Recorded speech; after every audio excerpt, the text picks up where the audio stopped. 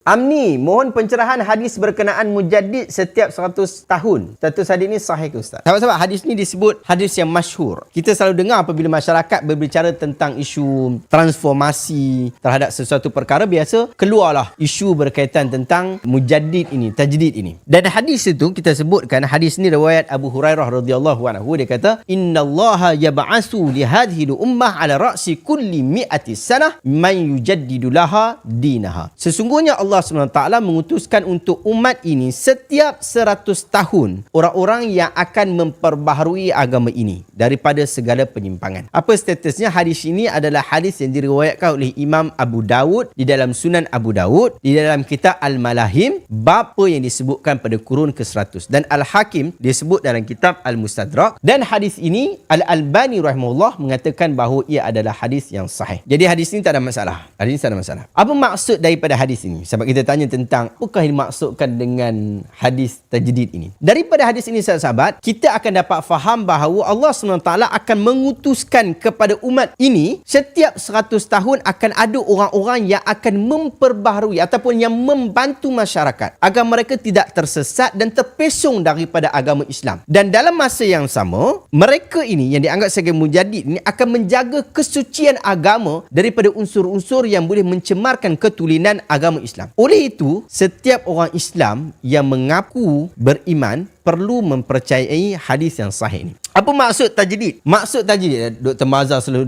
dulu lah, saya ingat dia selalu sebut minda tajdid. Apa tajdid itu? Tajdid itu, atau dalam bahasa kita disebut transformasi, mengembalikan dan melihat sudut fiqh, sudut iman, sudut amal, sudut dakwah dengan cara dan nafas yang baru dan bersesuaian dengan keadaan yang ada pada hari ini, selagi mana ia tidak bertentangan dengan ajaran daripada Al-Quran, ajaran daripada As-Sunnah. Bahkan ia berpandu kepada Quran dan juga As-Sunnah. Untuk itu, maksud tajdid bukanlah dia cipta satu perkara baru. Mujaddid ni dia bukan buat perkara bid'ah, bukan dia buat perkara baru dalam agama, dia buat cipta agama baru dalam agama. Bukan begitu. Dia tak bawa agama yang baru. Sebagaimana ada ajaran-ajaran sesat yang dia dakwa agama mereka yang mereka bawa itu adalah agama yang telah dipersetujui oleh agama Islam disebabkan hadis tadi. Sahabat-sahabat, kalau kita melihat kepada zaman para sahabat, zaman tabi'in, zaman generasi selepas daripada zaman tabi'in, kita akan dapat melihat bahawa ketika zaman itu dia terdapat sikap yang saling meraihkan antara satu sama lain. Rasa mudah, rasa terbuka di dalam memahami nas-nas bagi menyesuaikan dengan masalah-masalah, isu-isu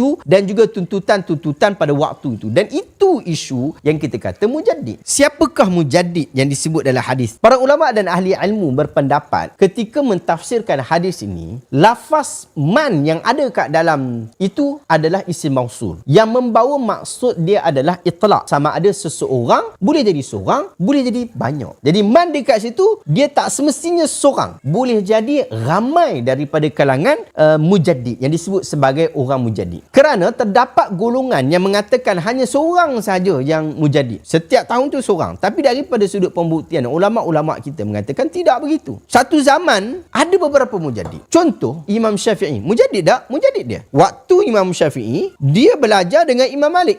Imam Malik sebelum wafat, adakah Imam Syafi'i dah jadi mujaddid ataupun kita kata dah dikategorikan sebagai mujaddid? Ya, dia mujaddid. Imam Syafi'i dan Imam Ahmad ibn Hanbal satu zaman. Adakah pada waktu itu mereka itu mujaddid, masing-masing itu mujaddid? Ya, kedua-duanya adalah mujaddid. Jadi mujaddid itu tidak semestinya satu orang, tetapi boleh jadi ramai. Ibn Hajar Al-Asqalani, dia sebut, dia kata tidak semestinya setiap 100 tahun itu akan muncul seorang sahaja mujaddid. Kemungkinan ia boleh berlaku secara berkumpulan. Itu yang dia sebut dalam kitab Fathul Bari, Syarah Sahih Bukhari jilid ke-13 muka surat 295. Ibn Katsir dalam tafsir dia sebut, dia kata hadis ini meliputi setiap individu pada masa kini yang melaksanakan fardu kifayah, iaitu dengan menunaikan amanah ilmu. Semua orang, bukan seorang saja. Jadi kita sebut pendapat-pendapat ulama yang mengatakan bukan seorang, tetapi dia adalah orang yang ramai daripada kalangan tokoh-tokoh para ulama yang memberikan nafas-nafas baru. Bahkan antara tokoh ulama yang dianggap sebagai mujaddid yang baru sahaja meninggal dunia, antaranya ialah Dr. Yusuf Al-Qaradawi rahimahullah. Wallahu ta'ala a'lamu bissawab.